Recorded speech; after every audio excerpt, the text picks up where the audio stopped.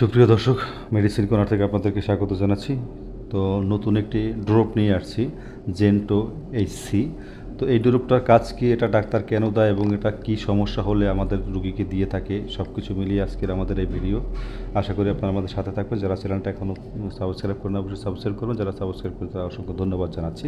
তো জেন্টো এইচসি এটা মূলত অনেক সময় আমাদের কানের ভিতরে বা কানের গোড়ালিতে বা কানের ভিতরে ক্ষত হয়, একজিমা হয়, চুলকানি হয়, বা কানের ভিতরে ময়লা পড়ে বিভিন্ন ফাঙ্গাস পড়ে ময়লা উঠানোর পরে, বা বিভিন্ন কিছু খোঁচা খাওয়ার পরে, বা এই ধরনের যে কানের ভিতরে যে ব্যথা বা কান ফুলে যায়, কানে পুঁজ হয়, বা এই ধরনের যে সমস্যাগুলো হয় কানের ভিতরে, এই সমস্যার জন্যই কিন্তু এই যে জেন্টো এইচসি ডোরপটা ডাক্তাররা দিয়ে থাকে। কারণ এটা কানের ভিতরে সুদূরহ অনেক জায়গা, সে জায়গার ভিতরে কিন্তু মলম বা অন্য কোনো ওষুধের তেমন অ্যাপ্লাই করা যায় না।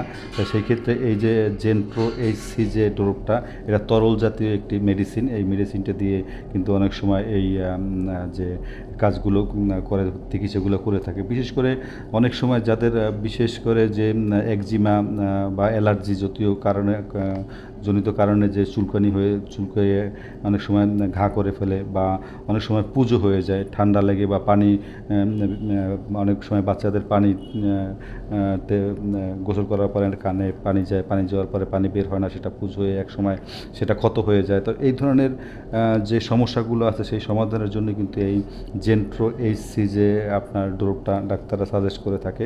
তা এটা দেওয়ার যে এটা সেবন করবেন বা এটা কীভাবে ব্যবহার করবেন, সেটা হলো এটা খুলে উপরে যে আপনার একটা কাক আছে, কাকটা খুলে এবং যে স্থানে আপনি কানের ভিতরে আগে পরিষ্কার করবেন সুন্দর করে, আপনার যে তুলো বা কিছু দিয়ে বা এন্টিসিপি দিয়ে পরিষ্কার করে সুন্দর করে, তারপর আপনি বের করার পরে এই ড্রপটা 2 ফোঁটা করে অথবা ডাক্তারের সাজেস্ট মোতাবেক আপনারা কানের ভিতরে দিবেন।